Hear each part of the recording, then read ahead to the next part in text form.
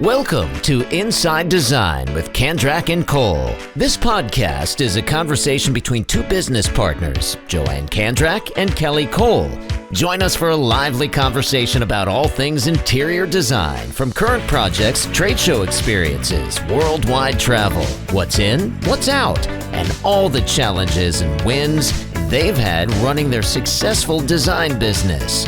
Whether you're a seasoned interior designer, new to the industry, or a creative enthusiast, you will walk away with insightful information, newfound inspiration, and a smile on your face after listening to these two. And here they are, Joanne and Kelly. Hey everybody, welcome to Inside Design with Kandrac and Kole. This is Joanne Kandrac, and today we are talking to one of our favorite guests, Sue Wadden, who is the Director of Color Marketing for Sherwin Williams. She has been on our show. This will be the fifth time. I can't believe it. And if you want to check out the other episodes, they are number 43, 69, 90, and 138. And where we talk about what we're going to talk about today are the color trends and the color of the year. So she works in collaboration with the Global Forecast team. They're a group of color and design professionals within the company, and they put together the Color Mix Forecast. They conduct thorough research and have an intensive workshop to determine the colors and trends for the upcoming year. So we can't wait for her to reveal the color of the year and to talk about Anthology Volume One. So the brand unveiled a new biennial approach to the trend report. I really like this. So this reoccurring color reference will alternate each year with the forecast that was intended to expand one trending storyline for. In the past, they expanded on one color trend.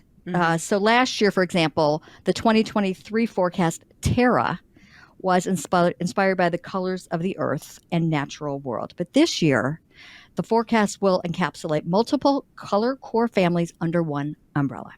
Sue will fill us in on this new palette. But before we speak with her, we'd like to thank our sponsor, Esteem Media. Hey, Esteem Media. So Esteem Media connects designers, brands, and other professionals around luxury home design, fine wine, and content marketing education. So you've heard Adam Japko on the show before. He is the CEO of Esteem Media. And they've got just great conferences that you really want to keep your eye on. They're doing something new coming up here. They're doing a design influencers pop-up event at the Dallas Market Center on November 7th. So that's something new. Check that out at designinfluencersconference.com. And then the next thing you want to look for is the Luxury Home Design Summit that is returning again to the Chatham's Bar Inn in Chatham, Massachusetts. And that will be May 20th to the 22nd of 2024. So registration opens for that at the end of September. And it's just going to build on its success of the previous four events they've had. It's sold out very quickly last year, and we are hoping to attend that one. For that one, for the registration, you want to go to luxurydesign.summit.com. And then lastly, the new and improved Design Influencers Leadership Conference that Adam talked about the last time he was on the show is going to be in Napa, but it's not going to be until February of 2025. It's the 10th to the 12th. So that's a new format.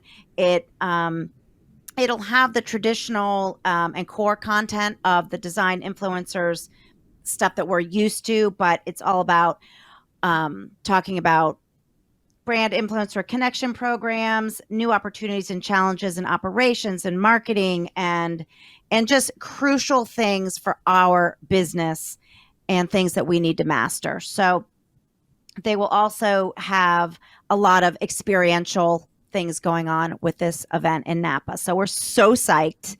Again, it's February 10th through the 12th of 2025, but registration will come out this fall, actually. So check it out, designinfluencersconference.com. That's a lot for Esteem Media. That's a lot going on. Yeah. One of our favorite events. Every event he puts on is wonderful. Yes. Okay, so time to dig in. Here she is, live and in person. This is the first time Sue has joined us live because we weren't on video. The other year. episodes we weren't on video. So it's so nice to see you, Sue. And Nice you know to what I see thought? you back. I thought about we were going to have you introduce yourself, but we know all about you. If ever anybody's listened, because I know so many people tell us it's their favorite episode. Totally. That you've been with Sherwin Williams. How many years? It's going to be 25 in December. Unbelievable. 25. Crazy. Wow. A lot of color in my life. A lot of color and a lot of naming of colors. Yes. A lot of naming. Okay, so drum roll. You're kicking it off. Let's just go right to it. Oh my gosh. I feel Are like. you so excited? I feel like, I don't know, very, very special that we get to. We actually know this information. We're recording before it's announced. So we are like feeling very important. Yes. Yes. Well, super top secret, at least for a little bit more. But are you ready? Should I say it? We're ready. Yeah. The color of the year for 2024 is Upward. SW6239 is the color name, and it is a beautiful, soft, light blue. Very airy, very gorgeous. I cannot wait to tell you all about it.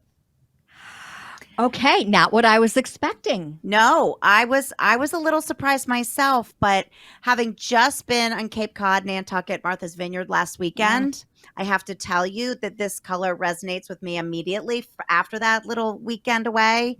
And so, tell us how this came to be. You know, a couple of reasons. We've been like in this cycle of natural colors, right? Evergreen fog was super popular. We were doing the dark thing with urbane bronze. It made sense. Last year was really warm with red and point, which was really beautiful and of the moment. But what I'm definitely seeing is a shift. So as we, which I'll explain when we talk about Anthology, because I can't wait to tell you guys about it. Yes. But blues and greens are really, really important. And they're going to continue to be important through basically the mid part of the next decade from 25, 26, 27. And what's happening is while we've seen green really, really be so important, it's now kind of shifting focus to the blue space for a multitude of reasons. Definitely like climate change is impacting that, natural dyes and environmental issues, like big macro things are kind of impacting the color space. Yeah. But I also want to talk about like subtle things like coastal living, right? We haven't seen that coastal vibe kind of be important in a few years. We were kind of in that like modern natural neutrals space. And now it's shifting to a little more traditional in color and styling and design. And this coastal thing keeps coming up. So I love that you said that you were in Nantucket and it feels a moment there because it truly is. And it's really super usable. It's a beautiful soft color. If you're familiar with the Sherwin Williams space, Krypton is a really popular color. One of our like soft blue grays. This is a little more blue. This is like committing to blue, but it's very soft and airy. I really love it. It's gorgeous. I really don't know anybody that doesn't like blue. And I have to say, Cal, wouldn't you agree? Most people, when we're asking them what some of their favorite colors are, what colors do they like? It's usually blue and green. It's the colors of nature. Most of the time, yeah. So I think, Russ is showing the color right now on the screen. If you're watching us on YouTube, it has a very, I don't know, like cottagey, like feel to it. We tried to shoot it multiple ways. Modern and contemporary. Yes. Go ahead.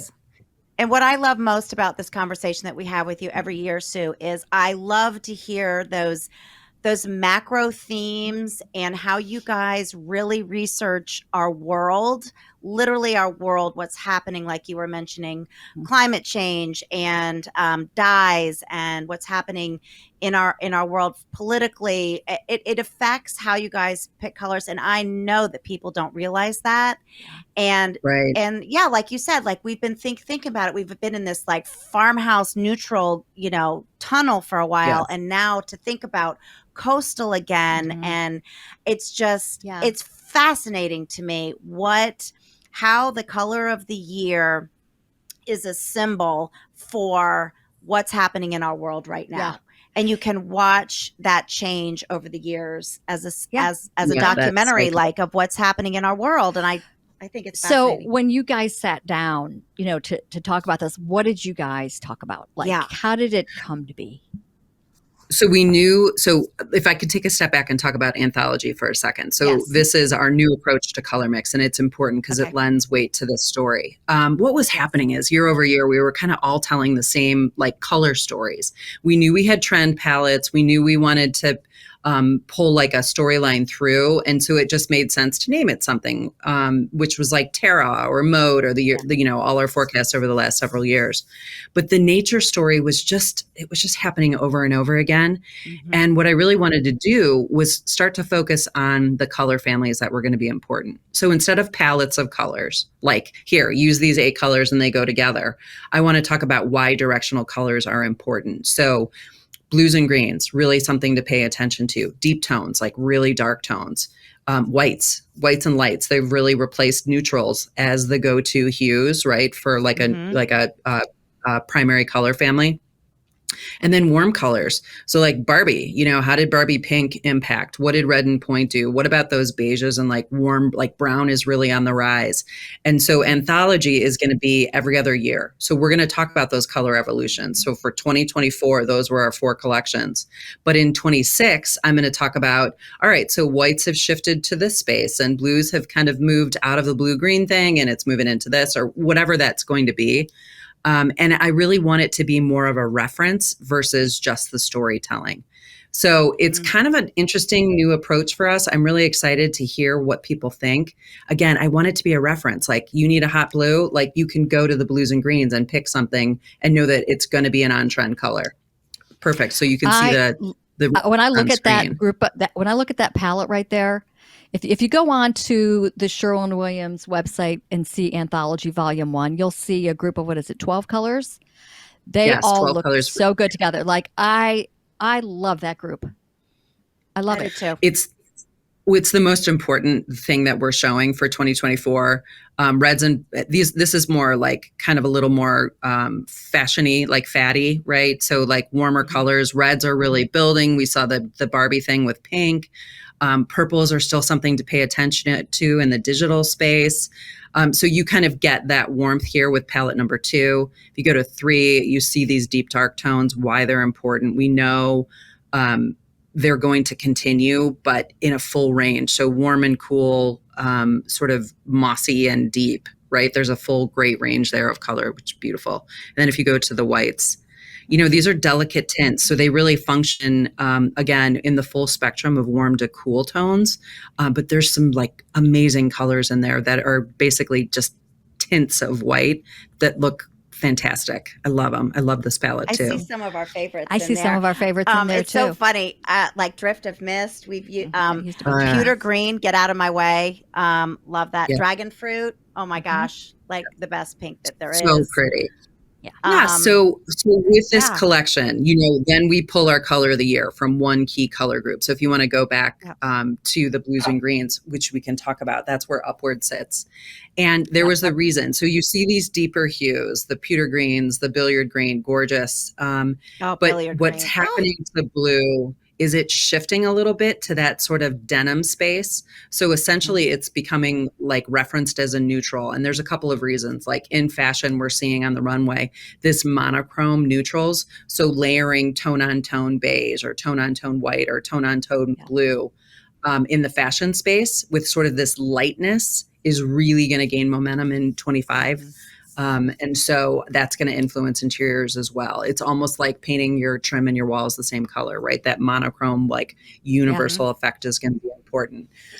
Candy pastels. I don't know if you saw the Kohler display at Builder Show last year. They had that whole wall amazing. Of pastels. It's so crazy. It doesn't mean that you're going to bring it into your home, but those colors we want to pay attention to, and Upward kind of fits in that like full spectrum of delicate tints. So again, it's a departure from where we've been. I think it's an exciting, like really joyful color. I want to focus on the positive and sort of that buoyancy and lightness that we all need. And blue Upward is calm. It's peaceful. It's calming. It's peaceful. I mean, it's very ethereal to me. We all kind of need that. So what about this? What about this partnership with this French pastry chef? Yeah, tell us how Dominique that Ansel. came to be. So he's a James Beard award-winning pastry chef. Super, super cool guy. very talented. And we partnered because we wanted to really do something different to launch our color of the year. And it's an area that you don't always pair food and color and paint, right? And so we thought that would be really interesting. So Dominique is the originator of the cronut, which is part croissant, part donut. He sort of invented this thing. It's super delicious. So based on Upward and his inspiration, he's coming out with a limited edition offering that's going to be available next week at launch in the New York City, in his show, his, what do we want to call that? His primary bakery, right? Dominic Ansel Bakery. And it's going to be very special. It's his first vegan cronut, so we're excited.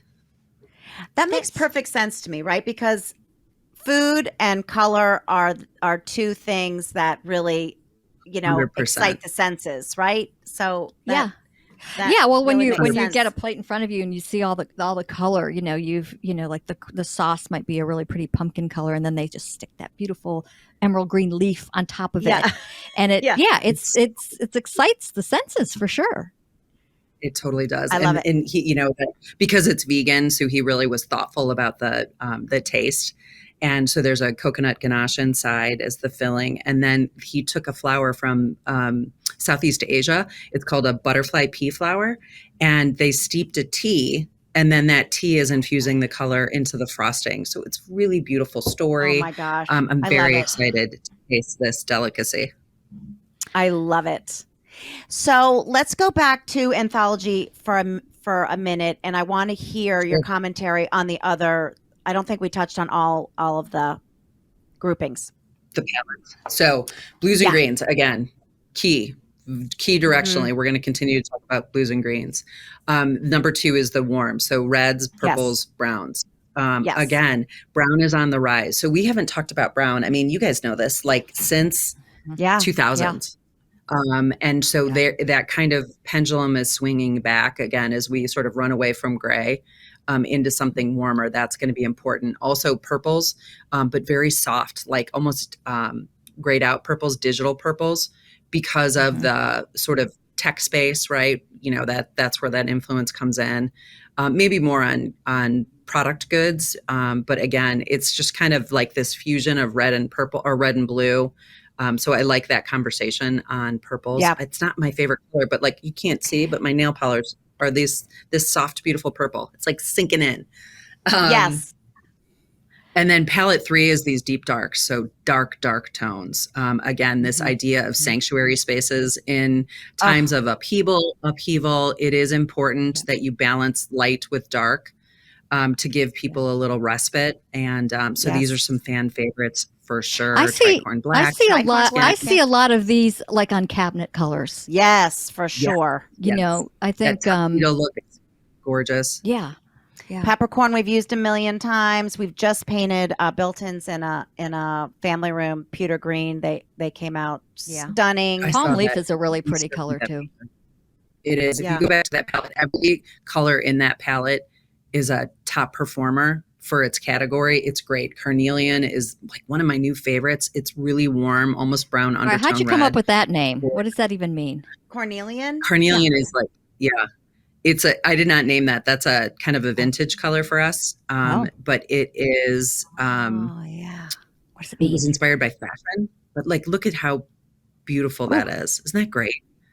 Yeah. It looks awesome on cabinets. So again, I've said this before, that some colors I see, I do not gravitate towards that color at all, but I see it in your styled photography, and I'm like, oh, that's stunning. I love that.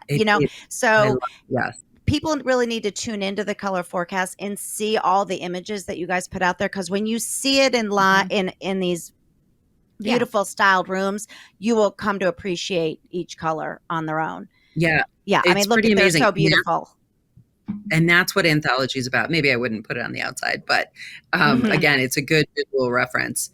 And that's what I want to, that's what the takeaway that I want designers to have is you can keep this, we have these beautiful booklets that we produce. We have these little fan decks. You can get them on our website and just have them at your fingertips and use them as a reference as you're working on your projects. That's my favorite thing. Mhm. One of the things I love about this too is, when we're doing color consultations, we always rely on what you've told us. Mm-hmm. And a lot of times when we're, doing a consultation with somebody and we're looking through the deck, we're not looking at the grays anymore. We're looking at what your favorite color a couple of years ago was. What was that one? Shiitake. Shiitake. That was like yes. 2 or 3 podcasts ago. Yeah. And so we were kind of sticking in that, it's like Sue said. And, we try to tell people, we're staying up to date. And that's what designers should be doing, is staying up to date on the color forecast, because it's so funny, because as that color is then introduced, and then as time goes on, you see it in fabrics, you see it in art. Yep. And it's like, wow, they all know.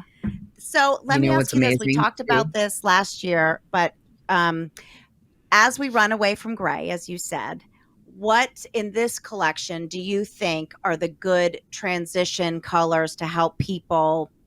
I mean, you can't, repaint or redesign your entire house, but if you want to start combining, what colors do you see are those helpful colors in that transition? The delicate tint. So if you go to those sort of tinted whites, right, with just a touch of color, it's a nice way to sort of lighten the look of gray and transition into other directions. So silver strand, silver mist, silver skyline strand's a great steel. color. Yeah, it's a great color. I think it's upward. Upward looks really good with gray. It does. It does. I feel and in like fact, upward I'm going to has blow a your tiny mind. bit of gray in it. It does. Just a little bit. A little cleaner. Like Krypton is gray, blue. This is a little cleaner and a little bluer. So it feels like blue. And, that's important. I think one thing I'm going to just blow your minds and you're going to laugh at. I've been just starting to read some reports out of Europe on gray, like silver gray in metallics. So I'm not saying that we're going to run out and get polished nickel handles again, but it's starting to creep back into the conversation. So upward is also a hint at that. Like, we're running away from gray, but it's going to cycle back in eventually. So people, to balance it. That's all. Well, the brown doesn't surprise me, because in our world, in High Point and all those trend indicators, we've been seeing those traditional hints of traditional furniture and antiques and all that coming back in. The dark woods. Yep, the dark woods are coming back. Amazing. And so that brown doesn't surprise me at all. There's a lot of things at the macro level. So like reclamation, people aren't just chucking their furniture and getting new stuff, right? There's a real push to reuse, upcycle, like take, reinvigorate and re-energize the things and the pieces that you already have. In those deep tones, even in the furniture market, we're starting to see that it's either super light or super dark. So there's that duality. And I think that is just going to continue. Plus the prevalence of wood in our lives coming out of COVID and all the natural conversations, people have really keyed into bringing wood tones in to create warmth and sort of that connection to nature. That's not going to slow down either. So brown will really be on the rise. Yes, that makes perfect sense to me. As does I feel like we still have a lot of COVID trickle down, macro trends, definitely. Especially the whole nod to nature and the appreciation that we all have for being outdoors after being locked in. Yeah. I was also reading a recent report that I thought you guys would like to hear about, like the resurgence of the foyer, the power of the foyer or the entryway into a home. Because coming out of COVID, you needed that place to like shed the debris of the outside, right? Welcome people in, make sure they're safe, that it's sort of re-energizing the idea of the foyer or welcoming spaces, like front of the house type enclosures. And I thought that was really interesting, particularly for your audience. A little more emphasis. Forever, we were trying to strip away the entrance and make it more utilitarian, right? Places to put your shoes and your bags and all that stuff. And now maybe it's going to become a little more formal and a little more of an entryway opportunity into the home. I thought that was interesting. Mm-hmm. Yeah. Well, I like being that. the lovers of wallpaper that we are, we're happy to hear that foyers, bring them on. Yeah. We want that wow when you walk in the front door. Yeah. Yeah. Yeah. What other little tidbits of reporting and trends and things are we seeing? So because housing prices are high, this will be related to you guys really well. Lots of multi-generational housing. So people can't necessarily youngsters young families can't necessarily afford to live on their own. So maybe they're living with their parents or their grandparents, or they're sort of combining multi-generational housing. And that is going to be a little bit of a shift in focus and attention until interest rates start to drop and things normalize. I think that's something to pay attention to as well, making sure you're designing spaces for maybe an in-law suite or a space where you can have multiple generations together. We've always sort of talked about that, but I think that that's going to continue to maintain importance because younger families can't necessarily afford to buy. And so let's that was face it, something, older people are living longer. I mean, we're living longer. right? And don't want to live on their own, and maybe they need some support. So maybe they're thinking about, moving in with their kids. And so again, something to pay attention to when we're thinking about colors for multiple generations. You want something that's going to be appealing to everybody. And so that's kind of a new conversation that's we're kind of watching out for. I think that's a super interesting conversation. I'm helping my parents right now with their renovating their bathrooms as they age, and they react differently to colors than I do, and their eyes are different. Their references are different. The things they like are different, and so that's a whole nother conversation. It absolutely is. And like for aging eyes, as your eye atrophies, you see yellow. So warmer tones aren't necessarily the greatest option. A color like Upward is perfect, right? So there's a little visual clarity. Like if you would select too much of a beige, like a yellow undertone or a tan, it might look, there might not be enough contrast ratio between colors. So going a little cooler is a better option in the right application. So there's a lot of science out there supporting color selection. That's really exciting. That's a very good takeaway. Yep. Very good. I could go on and on talking about all the reports coming out and what's, how everything's changing and how it relates to color. And I mean, it's just amazing. Yeah, I know. Is it time to end? It's almost time. Yeah. We never have enough time. I know. So listen, everybody, when you we want you to really go onto the Sherwin Williams website and look up the color forecast for 2024 and spend some time, like I said, looking through all the images and so forth. If you want to order some samples, you can do that and, put them up all over in dark and light places, see how you feel about them in the morning and in the evening. And to do that, where do we go to? For residential, you just go to swsamples.com. Okay. Yes. And then if you're a designer, you have like a pro account, you can either get it from your sales rep, or it's sherwin-williams.com/account/register to do that. Yes, it's great. Once you register for an account, there's so many, a designer pro account, there's so many options for you to get chips. Great overnighted. tools. Our great sales tools. rep, Rachel Moeller, she's amazing. She's the best. it's really great to have Yeah, that. we walk in when we do color consults. We walk in with our huge Sherwin Williams suitcase, and then we've got our extra binders. We've got every 8.5 by 11, every 5 by 7, every size you would want to see to visualize color, and it's super, super helpful as a designer. Wow. You must have a pro account. That is for sure. That is for sure. Well, you guys are so great. Thank you for the opportunity to talk about these colors. Get to know Upward. It is going to be a color to watch, and you're going to love it. It's really beautiful. Oh, I'm excited. We are so excited. So hang on for 1 second while we do our quotes. Let's see. I need to do the funny quote because Okay. my husband will appreciate it. But you can go ahead and do the serious quote. Okay, because I love the serious one. Okay, ready? Enough courage to get started, plus enough sense to focus on something you're naturally suited for, plus enough persistence to stay in the game long enough to catch a few lucky breaks, plus a lot of hard work. And there's your recipe. And that's from James Clear, who we love. It's that simple. That's us. That's us. That's us. I have to say that's Yep. us. I just love it. All right. So the funny quote, I think a lot of people can relate to this. Okay. So my job has this cool thing where if you do your job very well, you get to do other people's jobs too. How many people can relate to that? It's so. Oh my God. Last night I got home and my daughter's visiting and she was like, "Mommy, how was your day?" And I was like, "I think it was good. but I spent the majority of it making other people's lives a lot easier.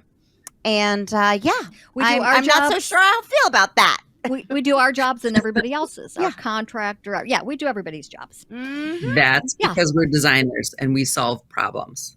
And that's our job. We know all the details. She was complaining about having to follow up with somebody. I'm like, are you kidding me? I think I that's the story of my life, following up. Hey, just checking in. I need an answer. Yeah.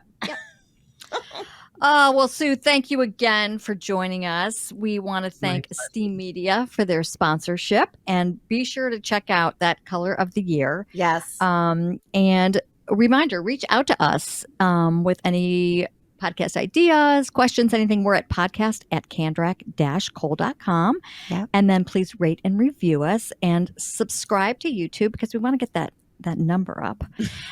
And then High Point, still time to register for the Insiders Tour. If you want to check that out, it's highpointmarket.org/Insiders Tour. You'll get all the scoop on that. And we have a few spots left. Very exciting.